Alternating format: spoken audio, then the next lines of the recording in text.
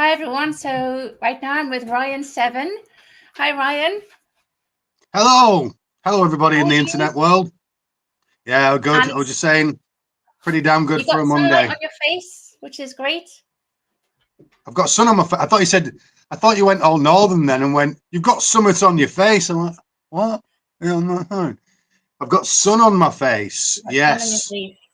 Because very Yeah. often when you're on your videos, you've got like the chiaroscuro thing going on with total darkness and a bit of light shining on the, so it's like you're in the real world now.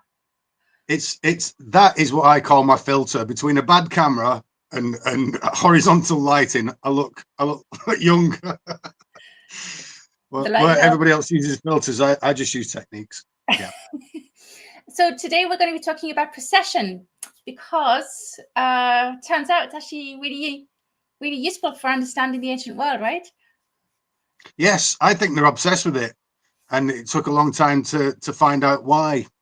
It was all the different myths and mysteries just subtly pointing at the pole. Like, why are you always pointing at the pole? It's not that interesting. Okay, navigation, that's great. We can go. That's north up there. It's good up north. But why? Why do you want that? Why is it so important to you? Why does it seem to be the center of your religion? And why does it seem to be at the center of the mysteries themselves? And why do all these wizards and witches like it? It just it didn't make much sense to me. Yeah, I mean, even it is weird, and most people who know what precession is, and it's basically what is it? So it's basically a particular cycle that the Earth is part of in its movements, and it's quite long. It's I think 25,700 years according to modern values, but the traditional value is 25,920 years, and it's also called the Great Year, right? So this cycle, according to most people, is completely irrelevant to the ancient world, and in any case, they wouldn't have known about it because they were stupid, right? Like really stupid, all of them, every single one throughout all of history. Even though we got the same biology, same brains, all of them were stupid. It's just now that humans got clever.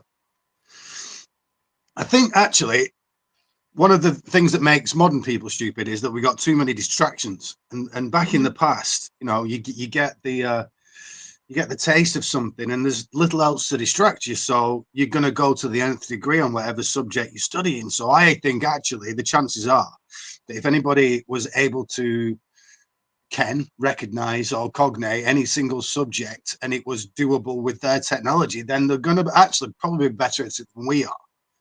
Plus, you have a lineage there as well. You've got all the other people unable to entertain themselves in this modern way for a long time as well. So you've got a lineage there of people teaching you, and they tended to do it through buildings and construction. So it's all around you. Yeah. So that's exactly where we're going to find some of these proofs, if you like, that precession was central. Yeah, I mean, it's still a secret. When you find it, it's almost like oh well, why is there a state? I mean, if you look at when cities were founded, the word for a city, the old world word was polis, as in metropolis, and same for politics. It's like this city, the goings on of the city. Yeah. And I used to live with a Greek guy for a while, and he knew everything. This Greek guy, he knew not, and he goes, "No, it just means a city." I'm like, "No, there's a polarity going on there in politics. Surely it's a similar root word." "No, it means city." I'm like, "Okay, fair enough, it means city." So when I looked up the etymology, it means city, but it comes from a stake being in the ground, a pole being in the ground to stake out your territory. Yes. Okay, so already we have that thing going on, that the city is centering this motion. Ooh, yeah, we're in the middle. It's an omphalos to an extent, and these things, they point to the pole. You go and you cast a shadow there and you've suddenly got a North Pole kind of an idea going on. Obviously, it's a Z-axis, but we can't help it. It's just there. It's there in time. It's there in, obviously, delineating directions. It's all orientation. The single stick. that then makes it kind of potentially quite hard to find, because if it's basically everywhere, for example, it's in the very word for city, and it's in this kind of sense of the Omphalos stone and all of these cities, like it's so everywhere that it's very hard to kind of make it seem like something special, but it's so central that we maybe overlook it. And we've totally forgotten about this. This means nothing to us. So at the moment, it's technically the last day of the solstice today, 23rd of June. So tomorrow's the day that the days unfortunately start getting shorter, which is not good. Yeah. But at the same time, it's kind of like a key moment of the year. So we have this cycle, and basically we kind of think about the year and then maybe the human lifetime, but really not much further than that. So these people were basically thinking about these massive cycles. So we're talking, like thousands of years long. And it's not just some kind of abstract concept, that it's actually relevant to their lives, right?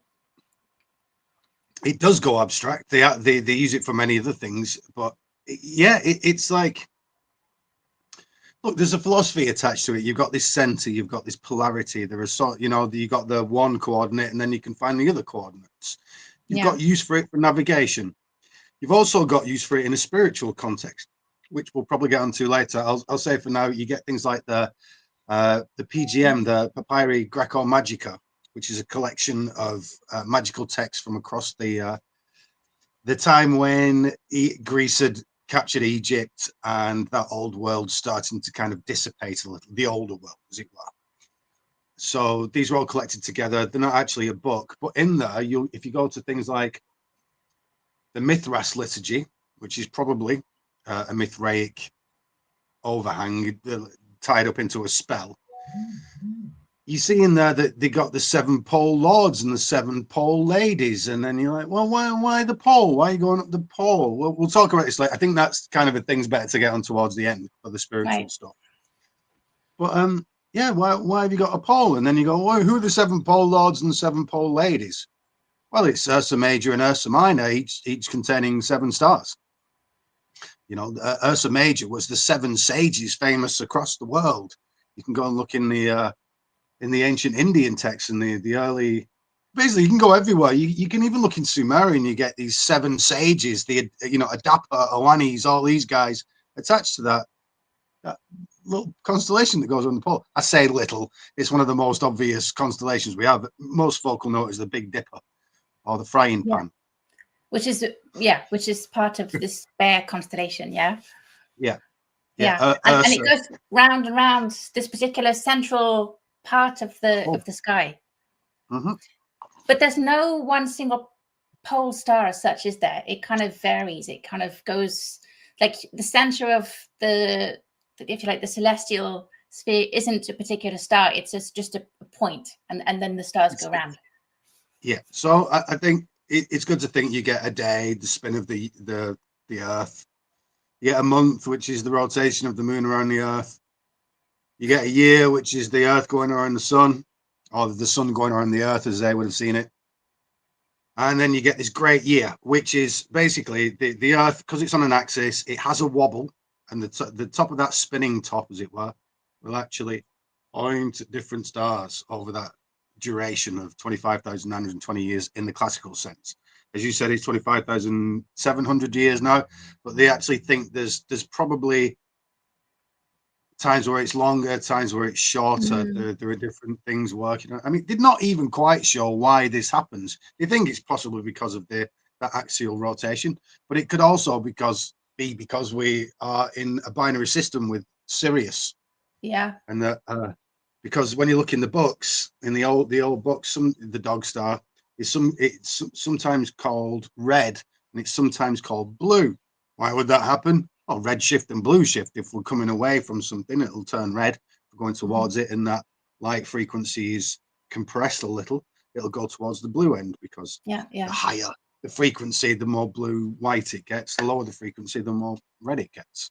And so basically another way that you're going to notice that this phenomenon is happening is not just the pole stars are changing, but also when the sun is rising in the east in the morning, it's rising against particular stars, and then over time, gradually, very, very gradually, it's rising against different constellations. So that's what going to star be sign are you, Melissa? What star what sign star are you? sign? I'm Aries. Oh, is it your birthday? It was my birthday, but that's all right. It's gone. It was like 4th of June. Happy birthday. Thank you. I don't like birthdays anymore. I'm too old for them. It's like, oh no, I'm dying. 1 year less. Like that. So Well, I was going to say, still alive. Fight another day, hey? yeah, just try and stay young if you can. That's the trick. What sign is June then? Because I don't. What sign are you? I'm Gemini. Hang on, I have kids who, yes, of course, Gemini. So I'm Aries. I'm the first one. I'm the very first one in the order. So no, unfortunately, I am no longer Gemini, and you are no longer Aries. No, Before I say why, yeah, exactly, because of precession. So before I tell everybody why, go on. I want to say why you are actually an Aries and why I am actually a Gemini. Okay, go so on. I think to the modern conception, and actually to somewhat the ancient conception, that it was the power of the stars, and you can't trying to draw down the power of the stars, to remembering that also the planets were stars, they're just wandering stars. That's what it means to go, so we have that concept too, that you're drawing, that those stars in Gemini is somehow making me a Gemini, and like, that's patently ridiculous. What this really is a measurement system of the angle of light from the sun on the earth. Now, we know scientifically that if you are born in December, you're more likely to have a melancholy personality, probably because those first few months where your body's taking in the environment to tune the genes appropriately. So we know that because of that cold, dour, darkness, that it'll have an effect on your personality. It'll slow you down a little bit. It's a different metabolism. So that's actually scientifically valid. What I will say from studying these things is it actually seems, I mean, when you said Aries, I'm like, yeah, I could totally see you as an Aries. You got that get up and go about you. There is something to it. Now, whether or not it's something metaphysical, probably not, but there is an interaction between people and the sun. You just said I've got color on my cheeks. It's like, yeah, and I feel happier for it. I've got more vitamin D, I've got a few blonde streaks in my eye, very nice. There's ladies outside suddenly, and it perks me up because I see people, and all these different hormones and chemicals in me are alerted. Just my melanin, which is one of the basic precursors for serotonin. I've got more of that because the sun's in my eyes. Is that coming from the sun or the ladies? Excuse me? Is that coming from the sun or the ladies on your window? From both. There's ladies of sunshiny too. They beam out by wearing less clothes. It's great. So what I want to say is that actually these stations, these zodiac signs around that wheel, are actually about the sun and not about the stars. And you know that as soon as you really start getting into the zodiac, it's how is the sun in Aries? Well, the sun is suddenly, like it does in fall, which is an English word, not an Americanism. We have this spring and a fall. Well, why is that? Well, suddenly, because of the angles of things going on in the cosmos, the sun does seem to like suddenly start bursting through all of a sudden. It does move more rapidly in the sky. Things do spring to life. The lamb is springing about, these things happen. People, I mean, around Britain especially, it's been miserable for so long. Spring comes out, everybody's, whoa, there's a different atmosphere. And like I said, these things have effect on your hormones too. But that would make you, around that clock, that would make you an Aries, no matter what Precession's doing, because it was never about the stars. The stars are the background by which we measure where the sun is at spring equinox. That's what it is. And so what would you be then in terms of a star sign? Like where was the sun in terms of where was it rising when you were born? So you currently, if you were born today, you looked at your star sign, you would be born, not today, but in this day and age, you would be born under Pisces, whereas I'm born under Taurus. But that's not important.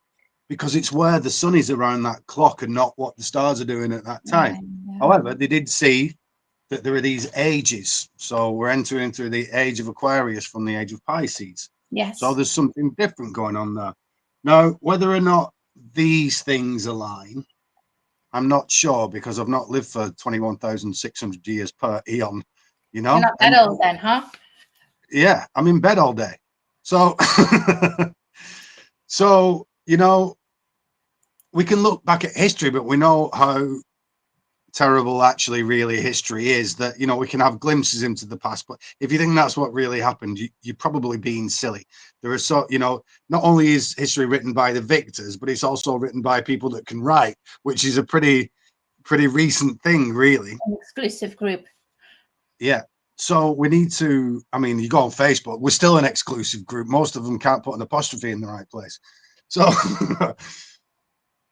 so, you know, after all these misunderstandings, what we can determine is that it's a timekeeping device, and it's several other things that we'll see in the future of this podcast, which are important later on, processional numbers and things like that, and this spiritual thing that I was talking about. But it's yeah, it's a way to see where you are, but also when you look at it, do you know about, you must know about Randall Carlson. Oh, yeah. This Looks big like lad. Father Christmas. Yeah, Yeah. you can't miss Randall. He looked into the geological record, and what he found was that cataclysms like floods, impacts, you know, alluvial deposits in certain places increase as well, around about now, actually, at the two corners of Leo, and on the opposite side of that, Aquarius, which is opposite Leo. So, you know, there are certainly things to consider as well. As well, it's probably just we'll probably enter into like a certain part of the Oort cloud or something like that. Or what's the closer asteroid belt called? Kuiper belt. You know, we're going near the Kuiper belt. Sorry, Melissa. No, not in Taurus. No. Yes, it's well, a lot of them come from Taurus, but that, you know, they also come from Leo a bit as well, which is a couple on from that. But all that is just what direction we happen to be looking at when it happens, because there's a frequency to it. They're not actually coming from a great big bull in the sky or a great big lion in the sky. Yeah, yeah.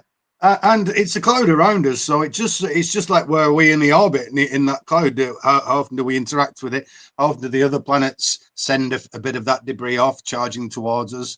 I mean, we can all remember quite a few years ago, I think they were Taurid, the meteors that hit Jupiter, and that was a huge show. You know, we got to see what actually happens, and how Jupiter does its thing of cleaning up the local cosmos for us. Thanks, Jupiter. We like living. So, yeah, there are so many things to be understood. Plus, the fact that you got all these star signs, they all mean something. I just explained Aries a little bit, that it's got this springiness. It's the kind of, you know, psychologically, and this is what it is. It's psychology. Aries tend to be good in the morning, springy, good at starting things. I'm not saying this is you, but good at starting projects, maybe not so good at finishing them. Not good at finishing them. So far, so good. I'm not good at finishing things. I'm better at starting things. So it's this initiating energy. It's like the spark that ignites a match. It's that first, like, it's hotter than the actual match itself, but it's a short-lived thing, and it's just for a moment, and often quick to anger, not necessarily to display it, but quick to anger internally, or quick to say F it and go and do something else. Perhaps a little disagreeable because of that fieriness. My favorite quality about you, Melissa, when I watch your interviews, and in fact the last interview we did, is you're very nicely disagreeable. If you don't agree, you're like, no, I'm telling you, no, but you're really nice about it. But it's like, I love that. I love that. But I can't agree with everything. Apart from being lovely, I think it's my favorite quality of yours. You're like, I can see it in your eyes. You're like, no, no, I'm not having this. And then you ask a nice question. But yeah, that's great. I love that. It gets my mind going, you know, because you stand up and I'm not having that. I'm like, yeah, why do I believe that? Yeah, You gotta have the right. I thought that was a northern quality. I thought that people in the north were really good like that. So how can it be that, you know, that's you? I'm just, yeah, I'm aiming to be the whole Zodiac, but just depends on what time I've got out of bed. Where are you actually from? Well, actually, it's not. Well, I don't know if this is relevant, but does it matter that I was born on the southern hemisphere in terms of your theory? I mean, I've never quite figured all that stuff out, but that'll be for the next time. That'll be for the next time. You'd think it would invert, though, wouldn't you? You would think it would invert, but I'm not. Although I'm obviously spring to autumn isn't a major change, but if you're summer to winter, it would be a bit of a. Yeah, I'm not sure. I'm just not sure. Think about that one. Yeah. You just disagreed with me again, and now I've got another few months' work to like consider things. Yeah, no, I love it. I'll give you two months. 2 months. And then I'll give it to Dane. He seems to be solving everything recently. I did a podcast with Dane Quirk. Everybody, if you come on my channel at some point, I had a question a few months back, and he's gone and answered it, and it just so happens it looks like he's got the basic calculation for the music of the spheres. Well, that's very exciting. So that's the video that's coming out day after tomorrow. Is that right? Thursday. Okay, looking forward to that. That sounds really great. Yeah. So well done, Dane. Hugh actually is just saying about a ram is the onset. So that's something to do with Aries beginning the cycle. Isn't that right? So like the reason, like that's something I've come across in ancient astronomy books. Always Aries is the beginning of all of these signs, no matter where you are, China, India, you know, for some reason it starts with Aries. I don't know why, but maybe again, this is something to do with precession, that, you know, like all of these star signs go around gradually over this very long cycle, and then obviously back to Aries again. Why Aries? It's a bit of a mystery. I don't know. So I'm going to disagree with you. I'm going to be Melissa. No, effing no.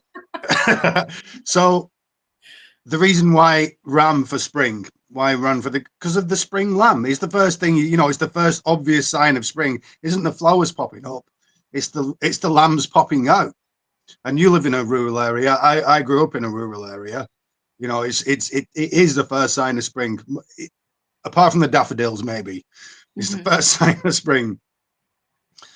And I said no because it seems like processionally the age began in Leo.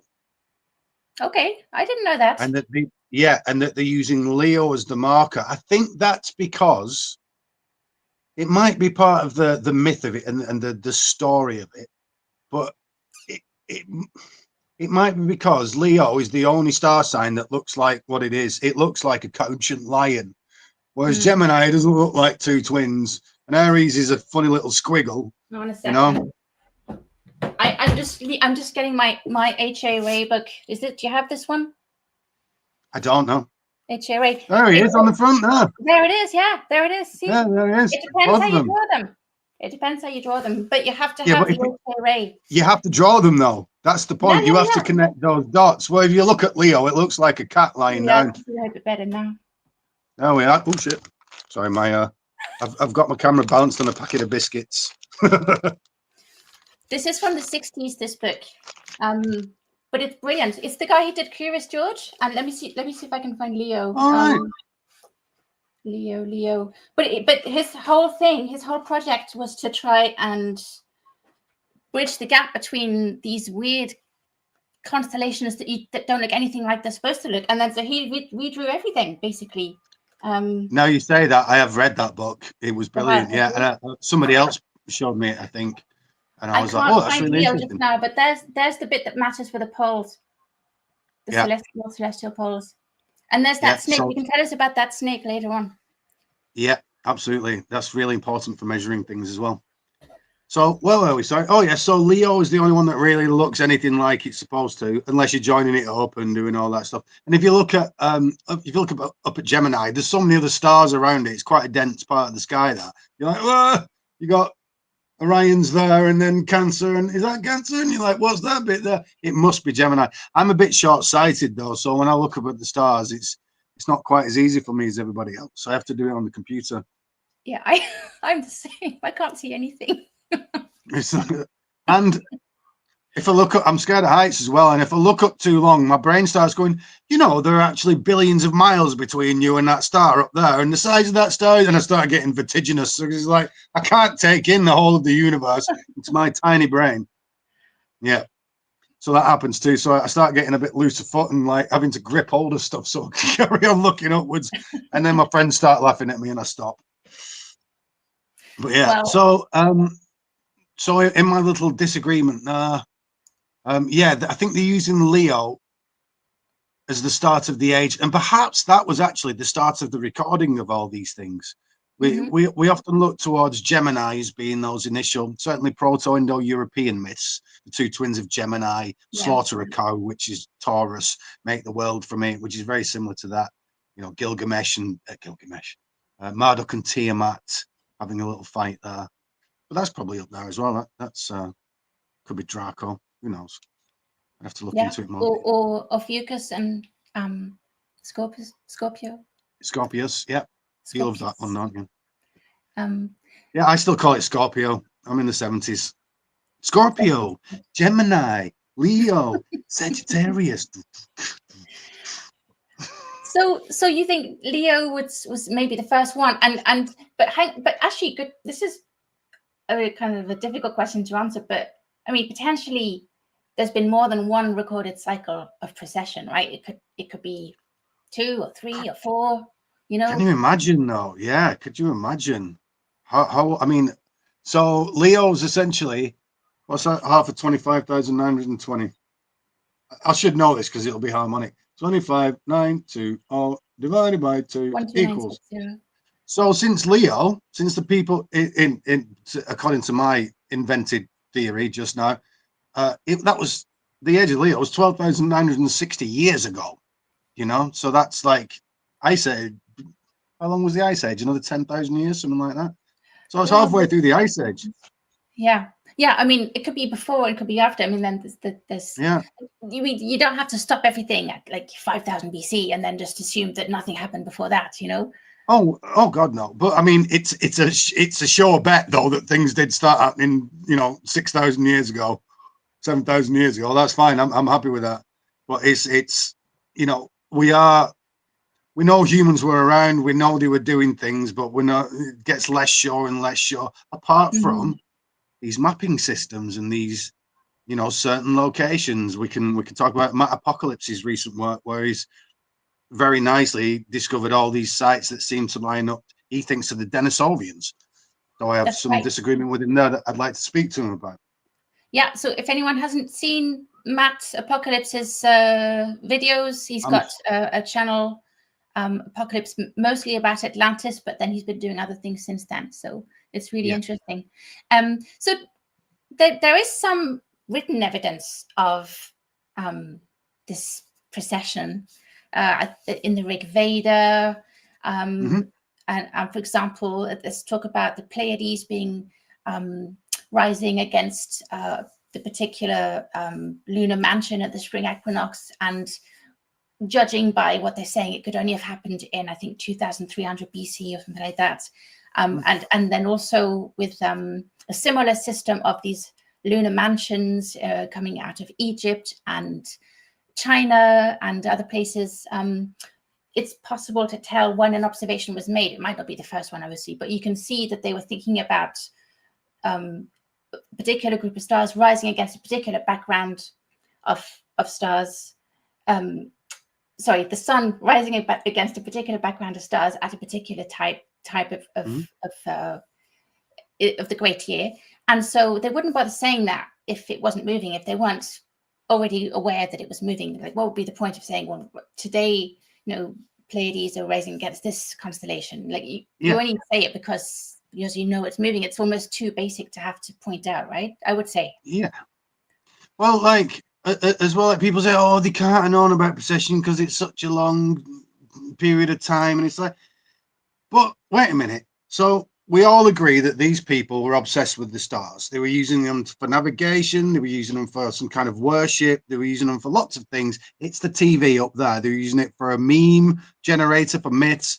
They're using it for psychology, as I've just said. There's so much.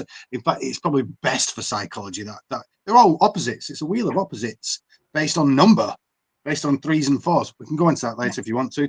But my point here is that, look, my granddad was a wizard. Not my granddad, but I'm in the ancient times. Granddad was a wizard. He's the guy that built the let's just say we have totem poles, you know, Asherah poles, whatever. Just stakes in the ground, like we said. That's all we've got, right? Let's get rid of buildings.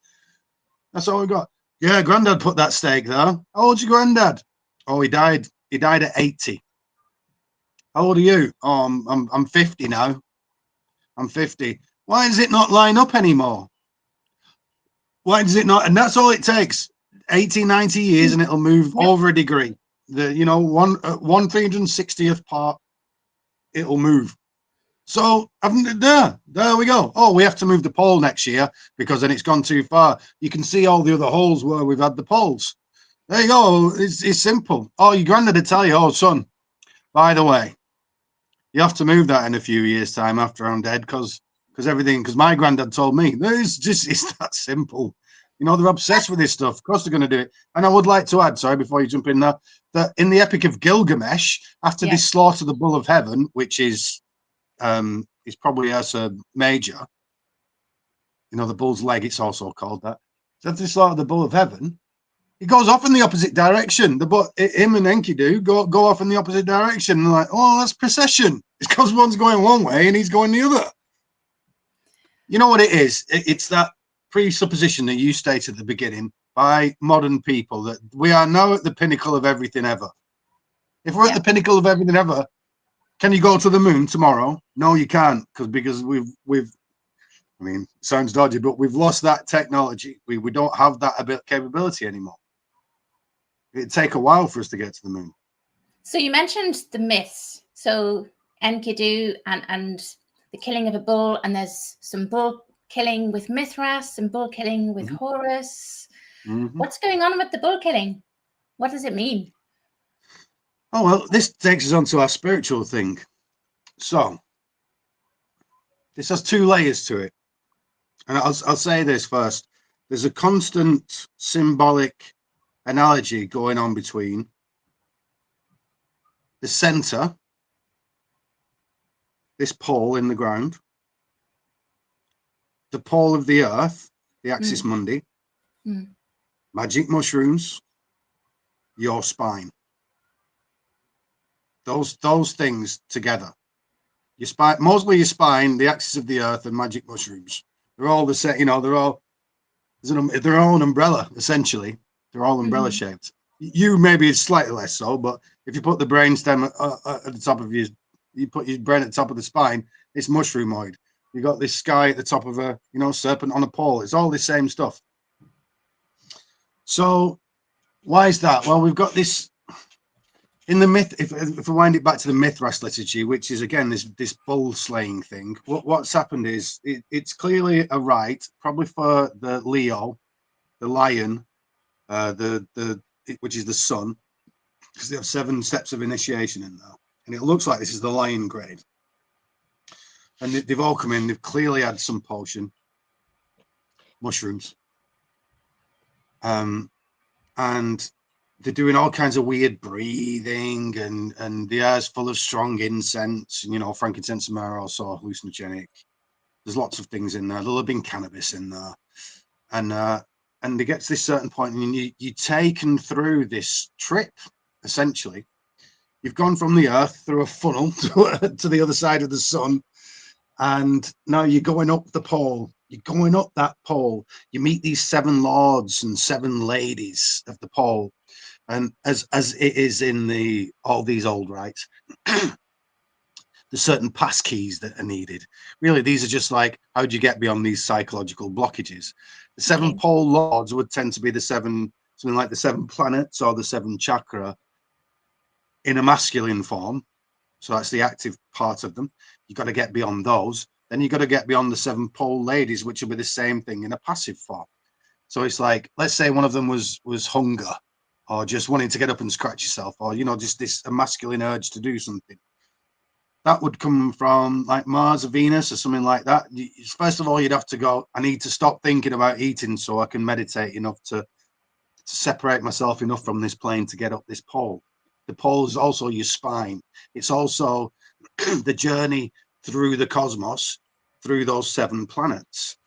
As we pass each planet and remove the influence of that god, that that chakra, that hormonal system, that organ in your body. In a masculine way, you'd be going, I've got to stop thinking about eating. But in a feminine way, it would be, I've got to get into a trance enough so my body isn't gnawing with hunger. So that would be the feminine side of it. So there's the active and the passive. So those are the pole lords and pole ladies. Eventually, we can in a trance. I disagree with that, but yeah, go on. Go on, I'll carry on. No, it was just. No, I want to hear it. No, I'm just saying the whole active passive thing. Just like pinch your soul. That's all. Go back to what you're saying. All right. Why would you say that? No, I can keep that in mind. I love this. No. It's just that I think that the masculine and feminine energies don't necessarily correspond to men and women, girls and boys. I think they're all mixed. So then. All right. Yeah, of course. Yeah. Which means you can't then be completely active or completely passive. Yeah, these 2 things. Interpretation. Yeah, they're always together. Yin and yang are always together. Mars and Venus, or you can't separate the 2. Yeah, no, I totally agree with you. But I'm talking metaphorically, really, and it's a guide. Yeah, no, I totally agree. It gets silly. You can take it to the nth degree, but they are helpful guides. You know what I mean? If there's like it's 5 o'clock, I eat about now, you could call that masculine, or the feeling of needing to eat, you could call that feminine. Okay. So that's how I'm distinguishing these things. Yeah. I mean, like we have the same with the martial arts. Like we have this emphasis on Mars, but where are was it Venetian? No, venereal? No. What would be the word for Venus? Venereal. Venusian. Well, yeah, but that has different connotations. But you can use those with me. But they would be those arts. That would be those arts, wouldn't it? So what? Yeah, but like it's all centered. Like even though you're telling me about the spine and this being centered and aligning yourself with the center of the celestial equator and this whole axis of motion. But then it's all going towards Mars. Venusian. Thank you. It's venereal, everybody. I'm not having it any other way. So well, we're not going towards Mars. We're going away from Mars. We're going away from Venus. We're trying to release ourselves from these seals on consciousness. That if you've got Mars and you've got Jupiter and if you've got Mercury in you, then you're of this plane. We're trying to get above that. And the trick is with this pole is that because it's the axis around which fate spins, then there's nothing there. That's where the male and the female meet, and you'll see this is the sacred androgyne in things like alchemy, or in all the myths. The sacred androgyne is this place that you're trying to get to, which is when you have these 2 opposite poles meet each other, they obliterate into nothingness. And so you get this meditative place where you're kind of conscious, but there's no thought there, and it is just this blissful. You can go to much deeper variants of that, and if you do it well enough and deep enough, things happen, like the Akashic record kind of stuff, or you get as I got downloads. But you can also absolutely do this on the mushrooms. So this is where the mushrooms comes in, that they are this mercurial transportation system that can get you up there. From the Rig Vedas to the mysteries of Mithras himself. It's pretty known now, if not fully accepted, mostly because of inertia, that that white bull is the moon, is the white bull, is the sacrifice itself, and is the cultivation of that mushroom. So that's getting a bit confusing then, because we got the bull that's the constellation Taurus, and we got the bull that's the moon. Yeah, it confused me too. And the bull's leg being Ursa Major, but that's done on purpose because, as I've said before, they're pointing you at the bull's neck, which is where that kill spot where Mithras kills the bull. Well, that's the Pleiades. And if you look at the Pleiades, it looks like Ursa Major or Ursa Minor, just flipped. Is it even flipped? Well, it flips around more, but anyway. So it looks like Ursa Major, Ursa Minor, and that's called also the hind. Spells. Yeah, and it looks like a dishpan. It does. So you're like, well, they keep calling it the bull's hind leg, or it's called the neck of the bull. And you're like, what do you mean bull's hind leg? Why is it in its neck? Well, you know, Taurus is just the head, so you can't have legs on that. So that looks like a leg. So that's the place. But that's also that kill spot. It's pointing you over there. Those are 7 ladies as well. Those are the 7 what they called Electra and all those guys. The sisters. Oh, you 7 mean sisters, yeah. The sisters, as in, yeah, the ones who are in a lot of the myths around the world, they're pursued by some aggressive guy. Orion chases them round. So here we go. Here's the actual myth around it. So you get these 7, which are originally your 7 colon chakra, but really it's your endocrine glands. It's your glands. Orion is the hunter. He's the man, unfettered, uncultured, and he's just going for what he wants, but he can never quite reach it. Mm-hmm. It's over there, mm-hmm. just next to him, but he can't quite reach it. Mm-hmm. And they're always escaping him. So what it is that you've got these 7 planets, and they have masculine and feminine aspects, but they are the results of these 7 psychological stroke hormonal seals that make you up, 7 aspects of yourself. Without polarity, they are the Pleiades, and they're just what he wants. It's almost like the bestial man is going for those things. Cleaned up and turned into sages, you get the 7 sages. You know, when you've done the work and you're a good person now, and you're not that bestial hunter that Orion is.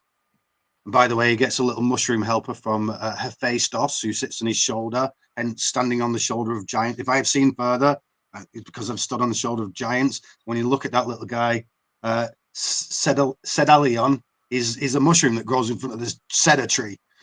So sits on the shoulder, right? Yeah. So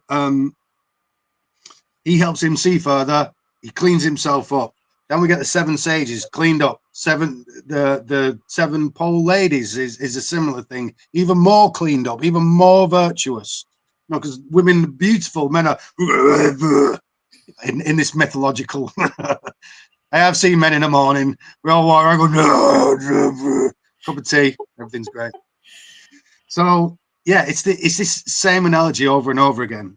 Now we will note though that there's an extra star in the Pleiades, isn't there? I was going to say, so the one that kind of went a bit out a few 100,000 years ago. Well, when was it? I forget.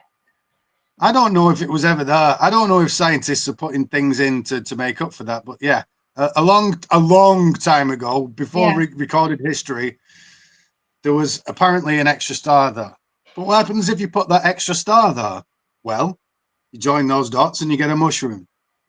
Really? You simply get, that's it. Okay.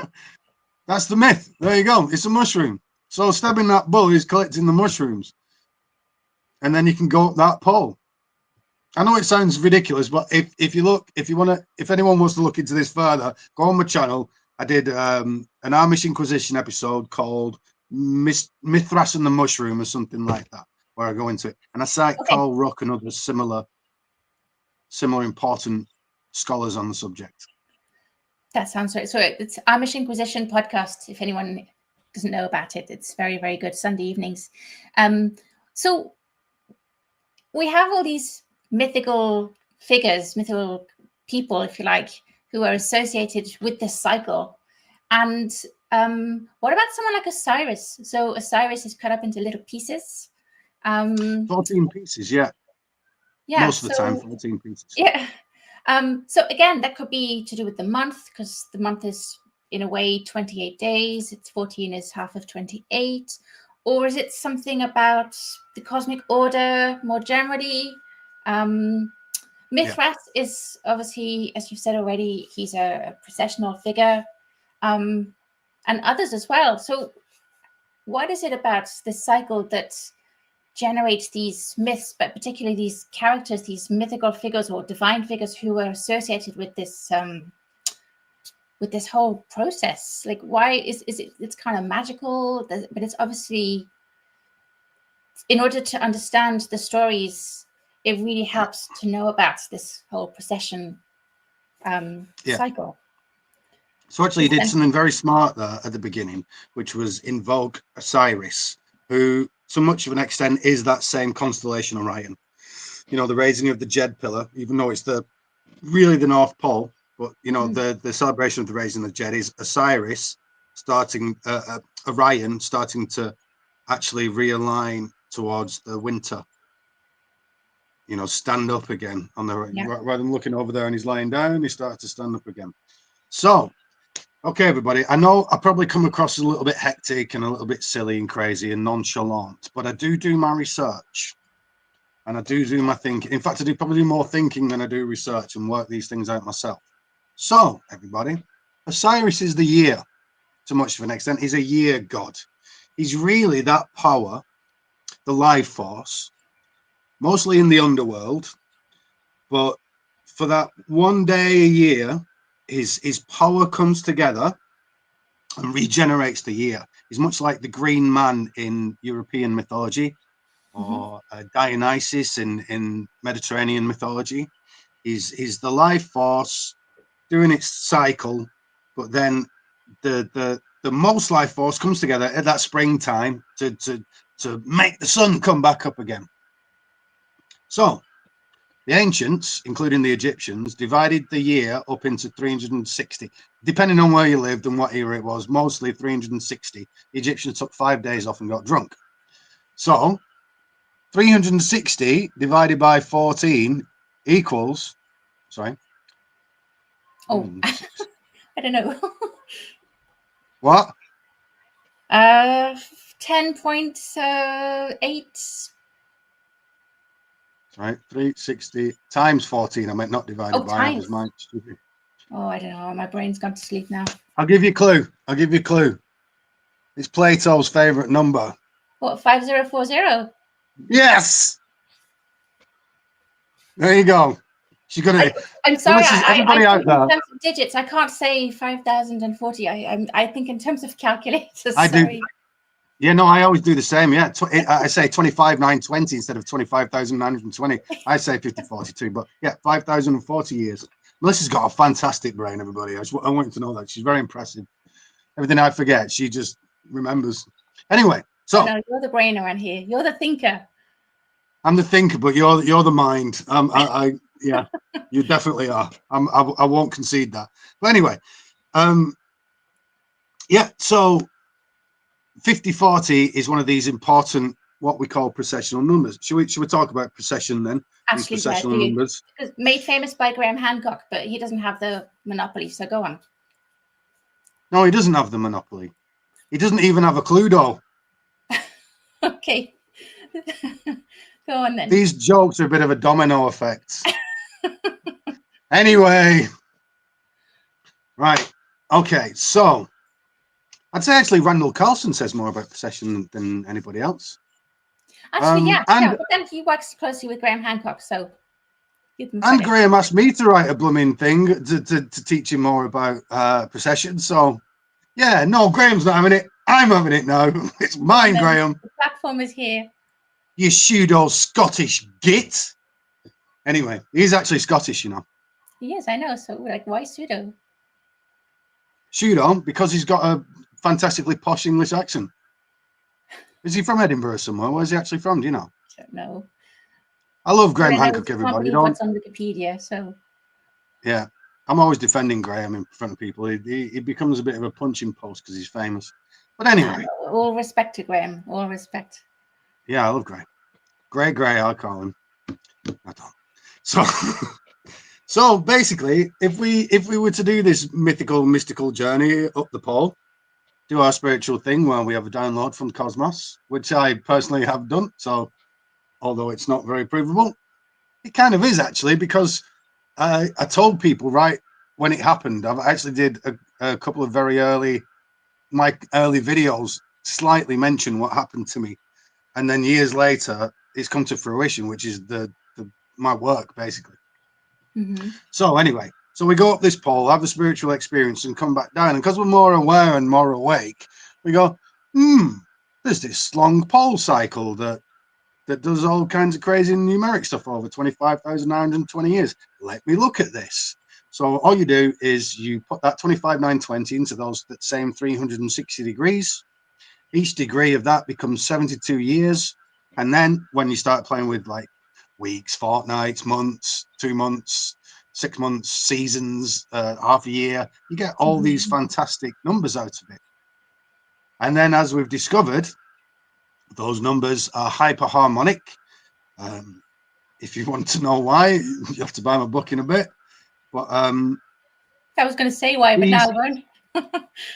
No, I'm not divulging everything. Although I'll tell you. No, keep it. It's fine. When your book is ready, you can vlog it. Yeah, I could just you'll buy that one copy. So we get all these numbers out of it. They are hyperharmonic for beautiful reasons. And they are music as we would know them. The Pythagorean scale, like an old musical scale. There's a few little problems with it, but only in the music aspect of it, not in the numbers. So what then? Why is that such a big deal? Well, we hear about the music of the spheres, which is this old magical idea, brought somewhat into tangibility by the likes of Kepler and his nesting of the Platonic solids, making the orbits of the various planets. You'll have to go and look at that yourself if anyone's interested in that. But then we have the likes of myself and Dane, who picked these things up and ran with them. And it starts to look very quickly, as you've seen as well. You've posted some great stuff on this. There are mathematical equations to do with harmonies, musical intonations, and these numbers and the orbits of the planets. You start timesing by like 432, or compare one thing to another, and then put one of these hyperharmonic precessional time numbers in there, and suddenly you get orbits of things, and rough, very rough, but you also get the size of planets and things like that. An aeon of this great cycle, like the age of Aquarius or the age of Pisces, is 21,060 years, which is, as Melissa knows, what's 2160 that's really close by? So that's what's 2160 what? What is 2160 that's very close by to us? I don't know. You see it every night. Oh, sorry, the diameter of the moon in miles. There you go. It's also the diameter of the Earth in nautical miles. Yeah, I know. Look, we know how clever you are. We don't need to. So, it's so many things. And like you might guess that it's, as you put it on the last time we spoke, that it's the ancients' favorite numbers, that there are, because they're so useful, they're placing it onto maps and using it for measurement. And they are doing that. But the question then becomes, are they doing it because it's the favorite numbers, or because it's implicit in the cosmos? It's implicit in the cosmos. It's the sizes of things. And as Dane showed me on this excellent podcast that you're going to see, that will be difficult to understand. I don't promise that you'll get it the first time round, but he's found out the basic calculations, and the basis of those basic calculations are on my pole. I found these pillars I found these pillars in a churchyard that seem to be something to do with John Dee. Certainly like Masonic old knowledge, Templar kind of stuff. And the calculations on that, well, I'll tell you the calculation. I'll tell it you quickly. So on those pillars, around a wheel of fortune is a series of letters that read, it's not a word, it's like P or something like that. It's just a nonsense of letters. Okay. When I convert those letters into numbers via gematria or isopsephy, you get numbers out of it. It was 426, 624, and 246. 3 numbers. I'll do a calculation now for you. So 426 plus 624 equals Oh, wrong one. Sorry. Is it 264 plus 624 equals 888? So 264 plus 634 equals 888. And you're like, oh, what's that? That's weird. There's another one for 666. Another one for 7. No, you can't do 777. Another 555. Well, there's a few. But this is what's on these pillars. And then you're like, well, what is that? Well, I can say now, because I won't tread on Dane's toes too much, that 37, which is a prime number, times 3 equals 111. Okay? Knowing that 37 times 3 equals 111, and realizing that these triple digit numbers, which are famously now in the new age called angel numbers, because the angels are speaking to you. It's a sign from the heavens. Oh, you're very blessed. So what it actually is that these numbers are up there. These triple numbers, digit numbers are up there. They're in the synodic orbits. Again, I'm not going to go into it too much. I'll have to wait for Dane. They're in these synodic orbits. So when you realize that 37, that prime number 37 times 3, making 111, fits into the orbit of Mercury. Do you know the actual not the normal orbit of Mercury? Do you know how many days that is? 88. 88. We just had 888. Okay, so these things, and there's the synodic orbit as well. When everybody out there, when you look at the stars, and a planet passes a star, and then you wait a cycle till it passes it again. That's a synodic orbit. It's slightly different to an orbit for us, because obviously everything's moving. So when you look at the synodic orbits, apply this triple digit number and the 30, knowing that it's based on 37. The orbit of Mercury dictates musically the ratio of all the other orbits. It's beautiful. Yes, wide-eyed. So that's what we've got to look forward to. So basically, I think that sounds great. So we'll definitely have to watch that. That sounds fantastic. And also, there's a link to 36 if you add up all the digits of the three triples. Sorry, say that again. Sorry. Maybe a link to 36 as well if you add up all the digits. As in 888, 8 plus 8 plus 8. No, I meant that your triples, your triple numbers. Anyway, yes. That sounds great. So, I just wanted to ask you, so there's a comment actually there about the Milky Way, and that brings us to reincarnation, the transmigration of souls. Do you know much about this? Huh? Do you know much about this? Because it's been annoying me for a few years, this.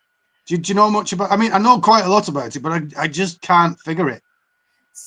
Yes and no. So, it seems to be more about the equinoxes rather than anything else. So at any given time, there's a particular constellation at the equinoxes, or if you're very lucky, there's the Milky Way at the equinoxes. But so the souls are supposed to travel from one end of the Milky Way to the other through the Golden Gate and back at the Silver Gate.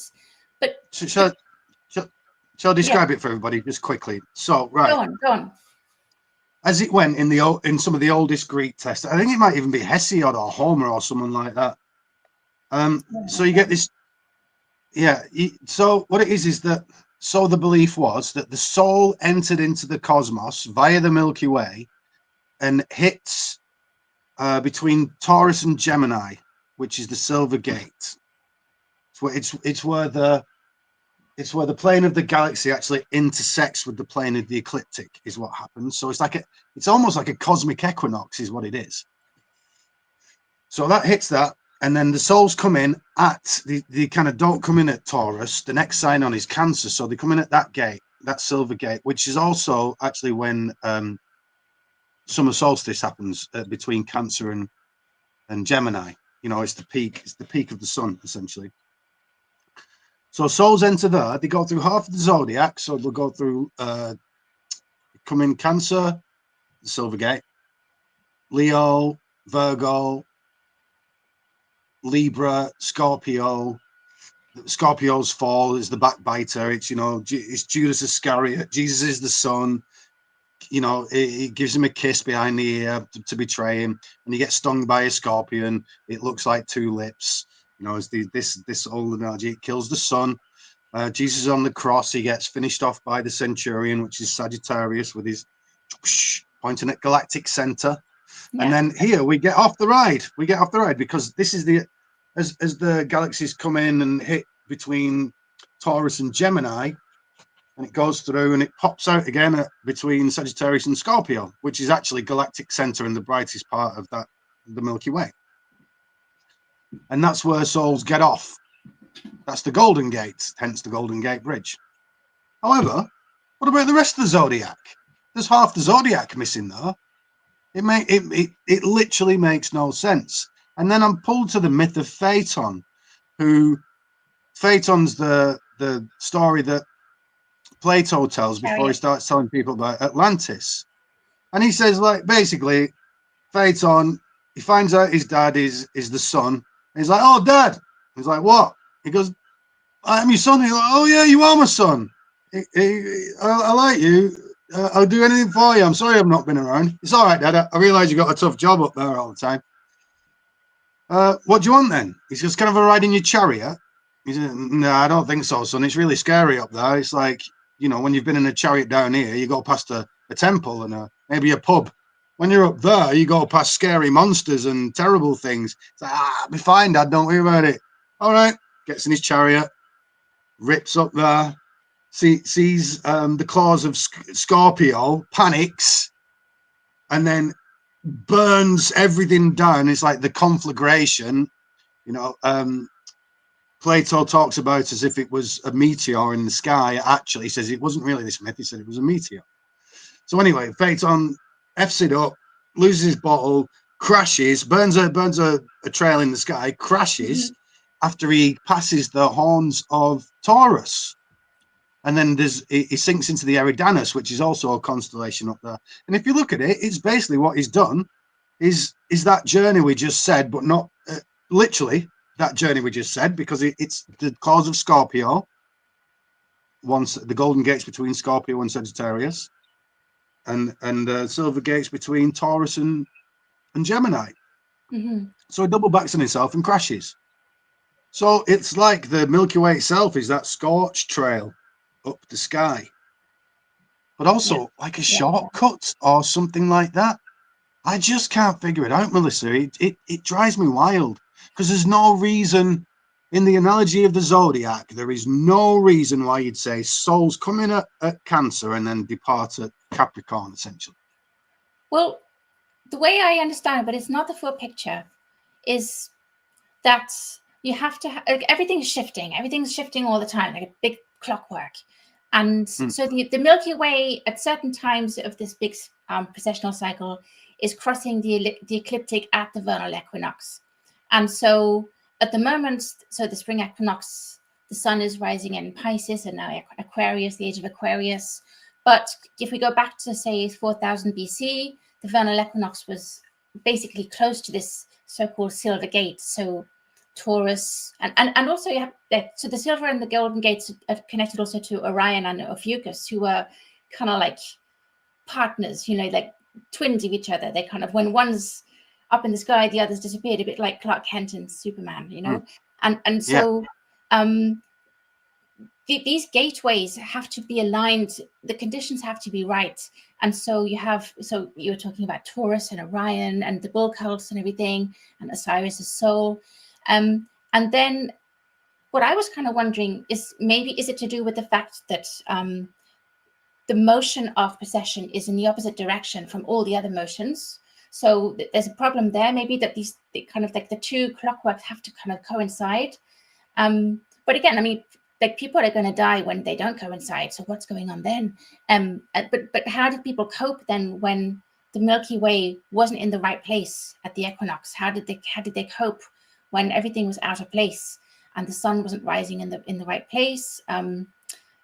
Maybe then that's why they had to have these figures like Moses, and then 2000 years later again Jesus. Maybe that's why they had to build some of these megalithic places and temples. But it's like these two crosses are where the Milky Way and the path of the sun meet. And there's definitely something about the order of things, and it's the constellations, but it's basically just the Milky Way and the path of the sun crossing, and the path of the moon obviously is that same thing.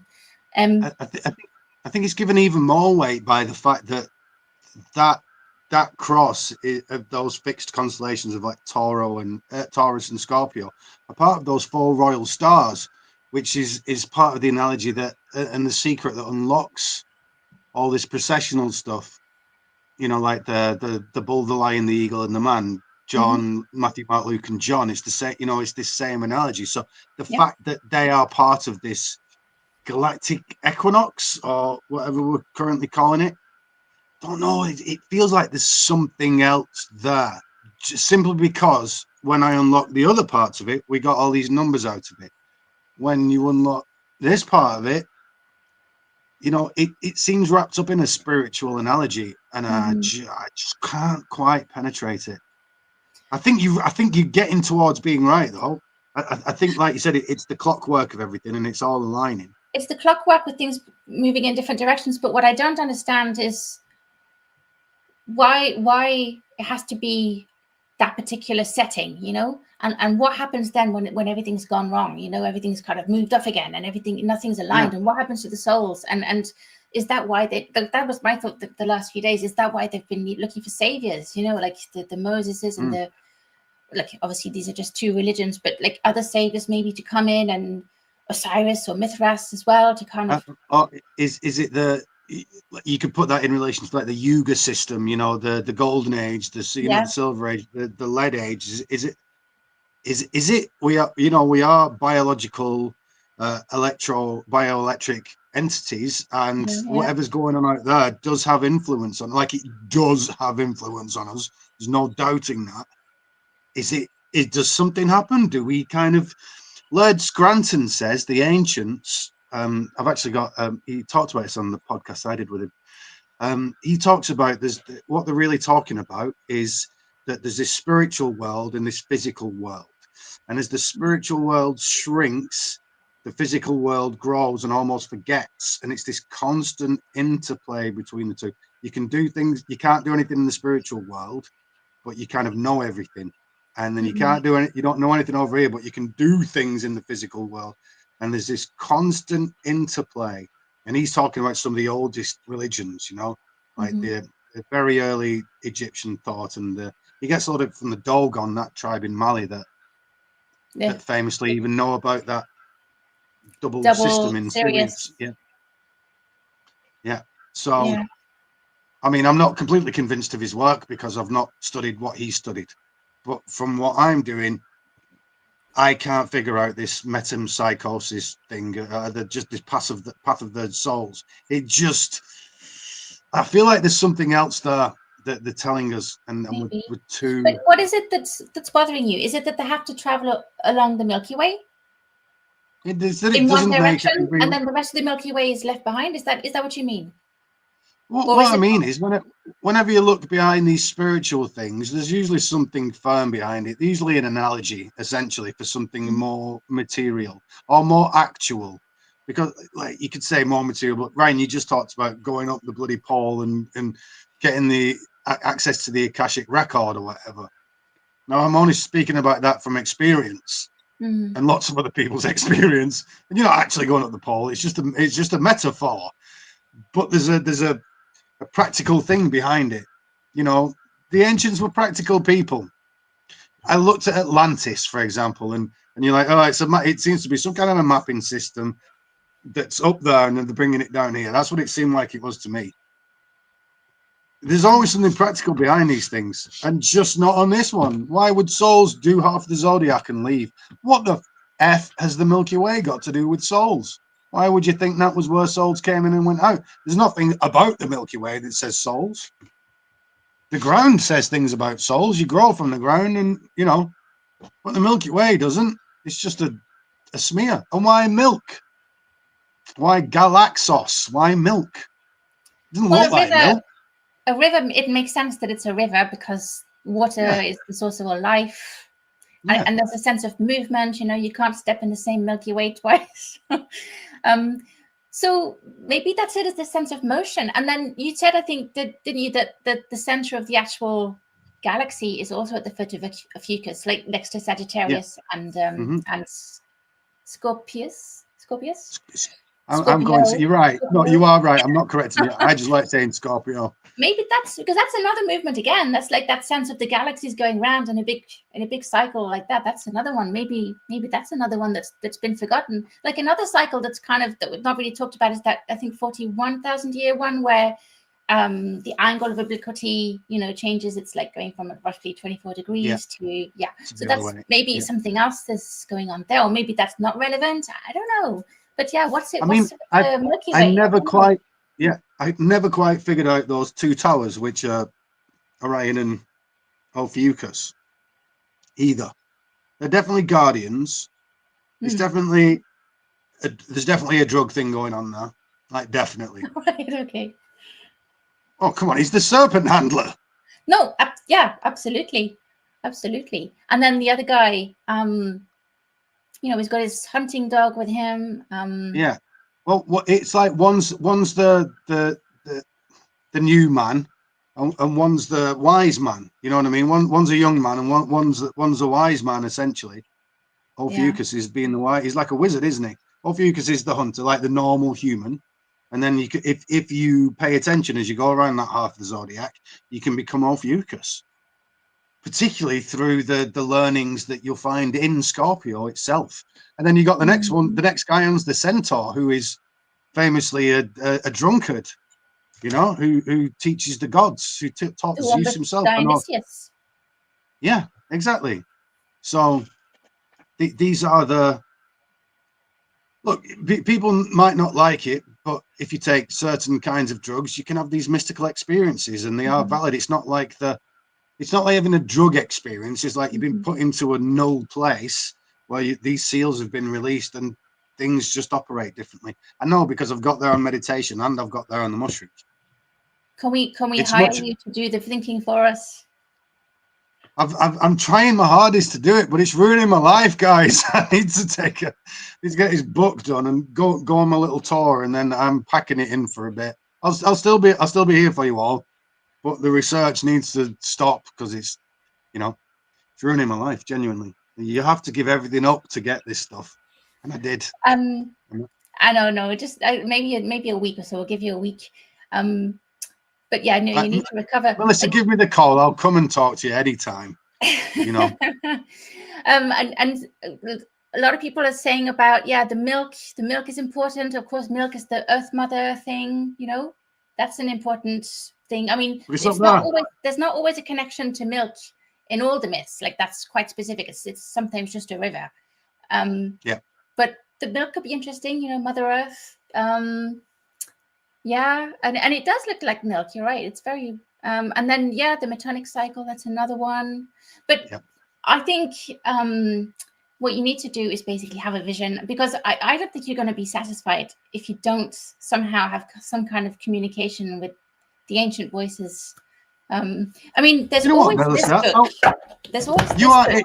You've just mentioned this book, but maybe we need to reread it. I need to reread it, to be honest. I hate that book. I've read it 3 times and I still don't understand it, even though basically my book answers every question they couldn't answer in that book.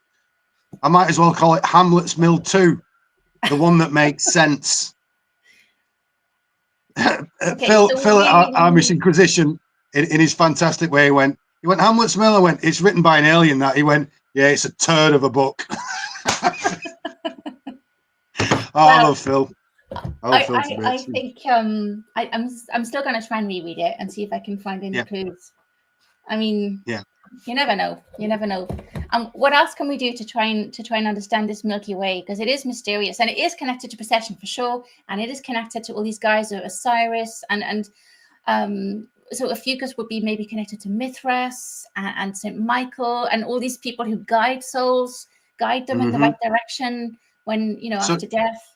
You know what? You actually influenced me a moment ago when you said we need you to go up there for us, or you need to do this. You know what, everybody out there, I'm going to go into the fields of the Pennines come this autumn.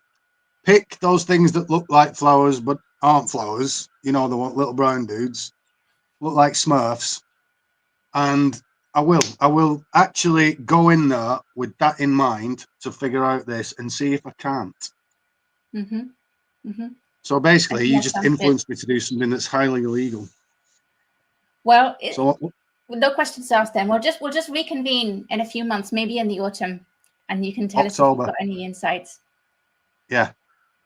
Yeah. And anyone else listening, by the way, if you have any.